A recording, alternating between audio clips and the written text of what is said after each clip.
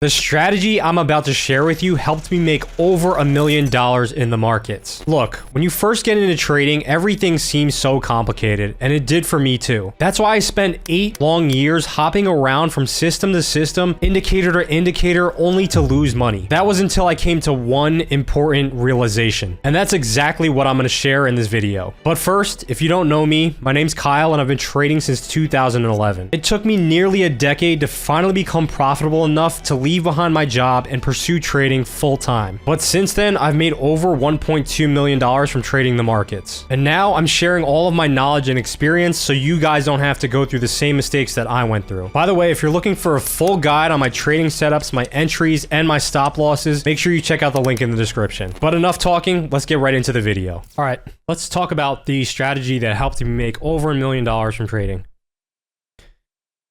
All right, so over the past decade in the markets, it's always been my goal to make trading as simple as possible. At first, I spent countless hours in brain power analyzing charts, new systems, strategies, and indicators, only to lose money. Now, you guys can probably relate to this.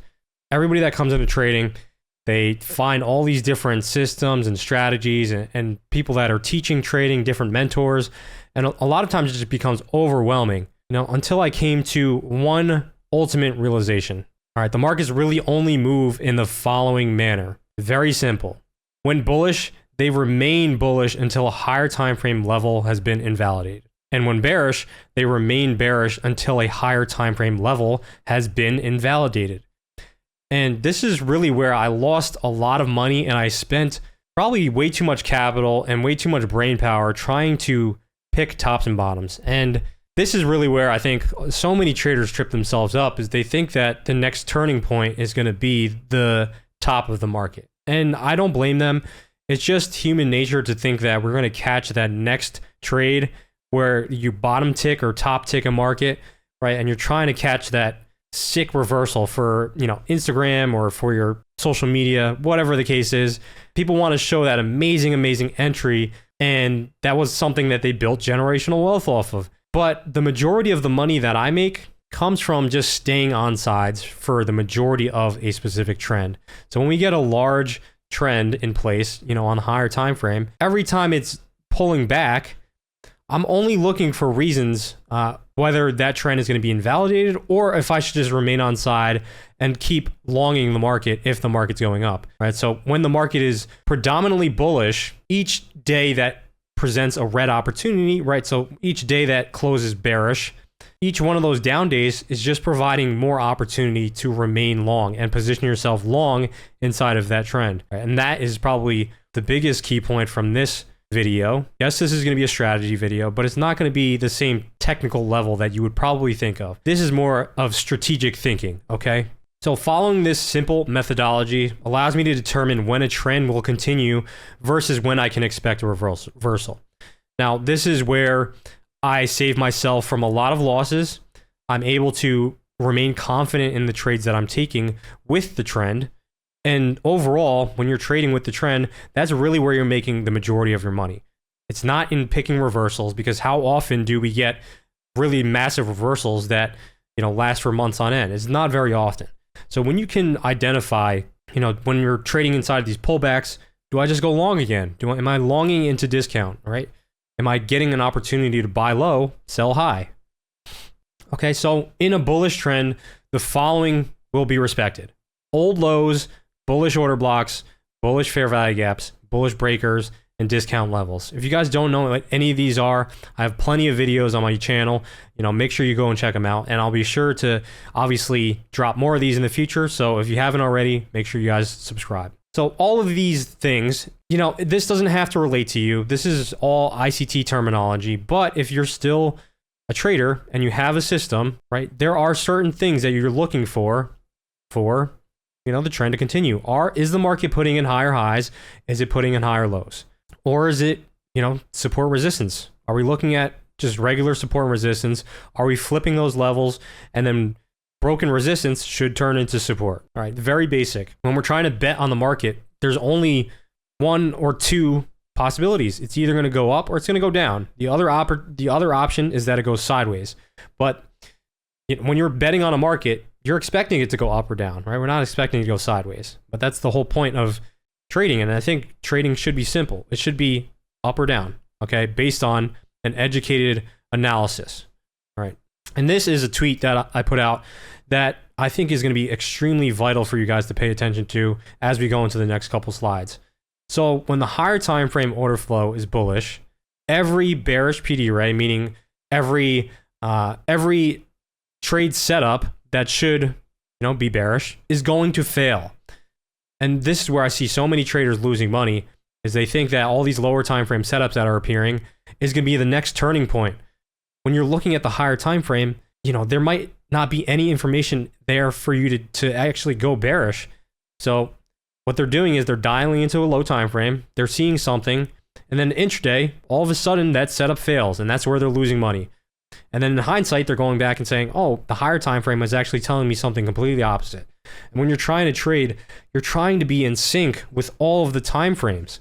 Okay, when I'm doing my analysis, I will typically start on either the monthly, weekly, or daily. When I'm dropping down into the lower time frames, really, which is for only execution purposes, those lower time frames should be in sync, and you should have all those time frames in sync with each other as you're placing that trade and managing that trade. All right, and that's how you really get in sync with order flow. They should all be moving together. Okay, it doesn't make any sense if you see something that's bearish on the daily but bullish on the weekly. That means you just have to wait longer. Okay, and this is where you want to stay on sides. Okay, because the market is really only going to one direction. It only has one target.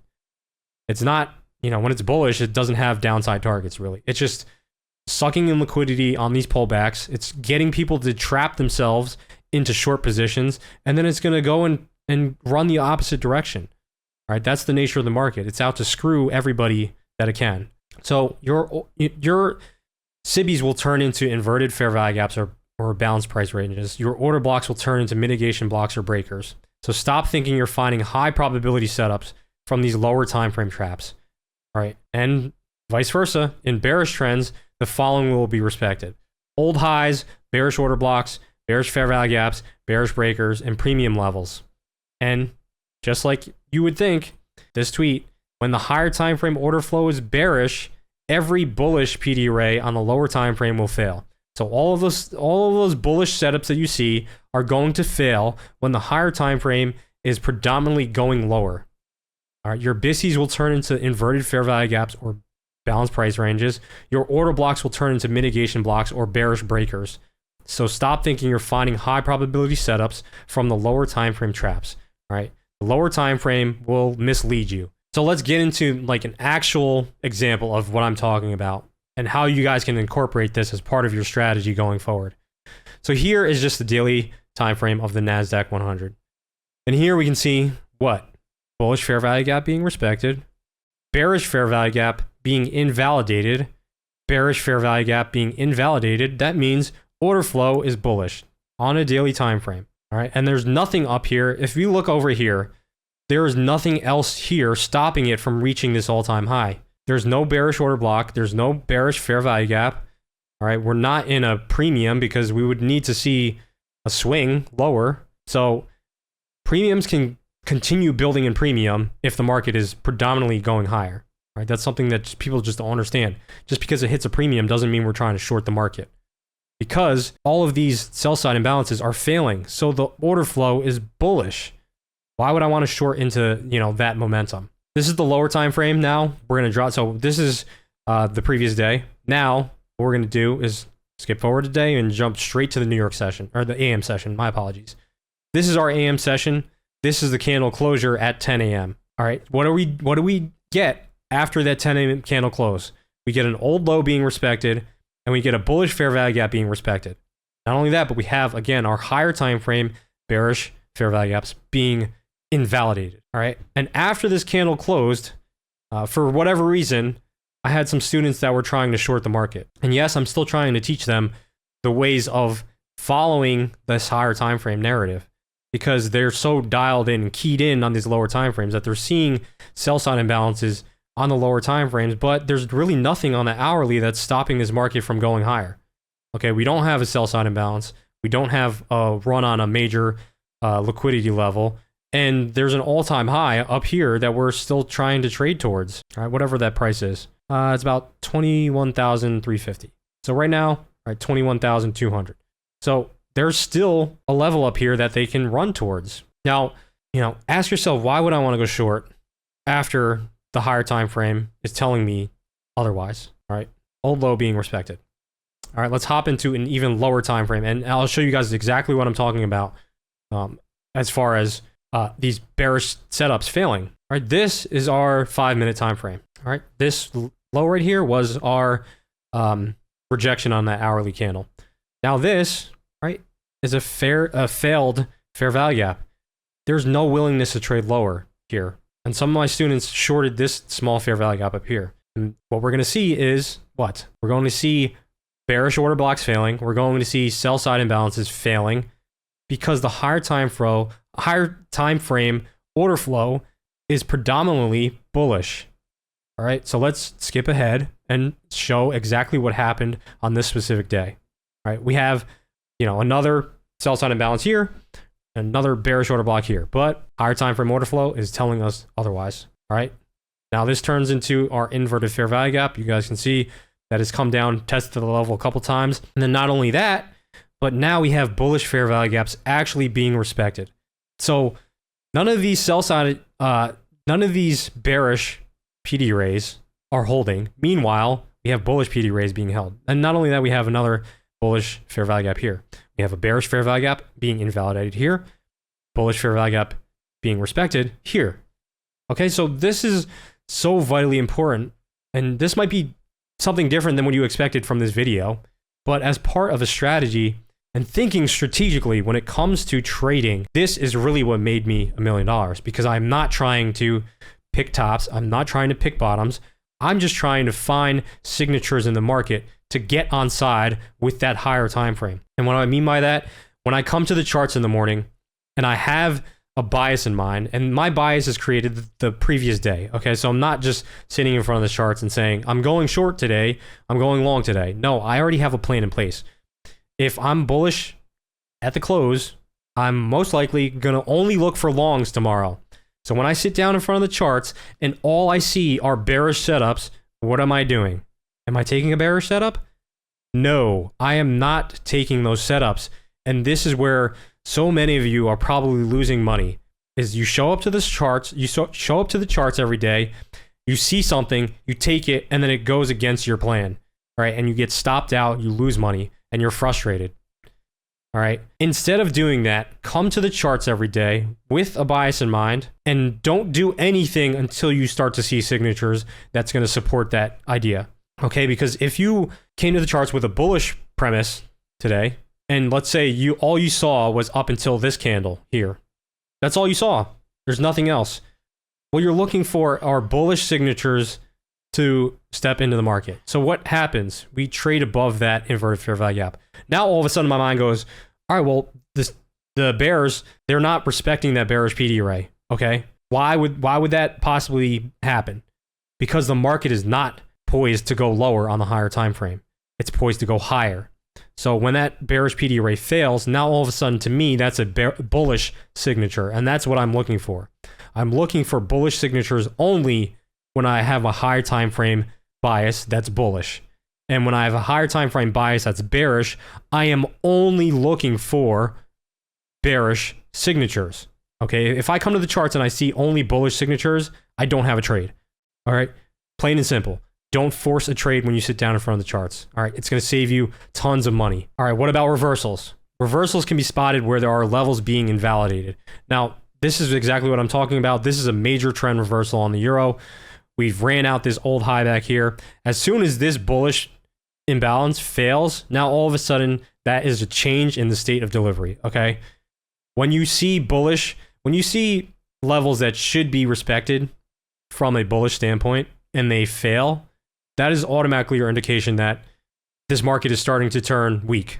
All right, because otherwise, let's say in bullish environments, you see how each time it comes back to a down close candle, it's respecting that level, it's putting in higher lows. All right, and then as soon as we get a closure below that, now all of a sudden the market starts shifting. All right, and then you get this buy side imbalance that fails, all right, because it failed to send price much higher. So these are all signatures that I look for. All right, if I had to, follow along with the market, that's all I'm trying to do. I'm not trying to go back too far in history and figure out what's going on. I'm trying to figure out what's going on with price action right now. What are the signatures that I'm seeing in the market right now? Because that's the only thing that's tradable. I cannot trade previous price action. I can only trade the price action that's going to print to the right-hand side of the screen. Okay, this is the strategy I'm talking about. I'm talking about following the signatures of the market. The market will tell you when it's going to start to become weak, when it will stay weak, or when it's going to stay strong, etc., etc. So, as you guys can see, when I have a checklist, I'm just going through and saying, well, are bullish levels being respected or are bearish levels being respected? If they're being invalidated, are bearish levels being respected? So here, when this bullish level is invalidated, now all of a sudden I'm looking for bearish levels to be respected. What do we get? We have a bearish fair value gap here. We have a bearish fair value gap here. We've got a bearish order block here. We've got a bearish breaker here. So each time, and then not only that, but it's taking highs and then rejecting. Taking highs and then rejecting. So these are all signatures that you should be looking for if you are going to remain bearish and target the liquidity then that's down here. All right, until what?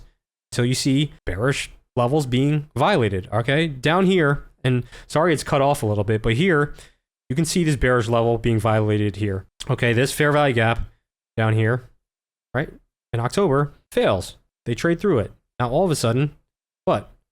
They start respecting old lows, right? They're not taking out this low. They are sweeping liquidity here, but respecting the low, right? They're trading into order blocks. They're trading into fair value gaps, being respected, going higher and higher and higher. All right. So when you get that first indication, that's usually when you're going to get the trend reversal. What a lot of people do, though, is they see it trading above here, and then they just start shorting it with no indication that the market's even turning bearish. And then it just trades higher and higher, and then by the time this move happens, they've already capitulated the idea of going short. All right. So there's this really great quote that I believe somebody had mentioned. You don't want to be the first person to jump into a trade. All right. Usually the first person through the door gets shot. And I mentioned that in my last YouTube video, and it's so true. I would rather be the second or third person hopping on after my idea has been validated, right? Than trying to hop in as soon as the market takes out a level, a major level. So when I'm thinking about positioning myself, and really the point of this video is that you're qualifying the trades that you're taking. Okay, that's the strategy.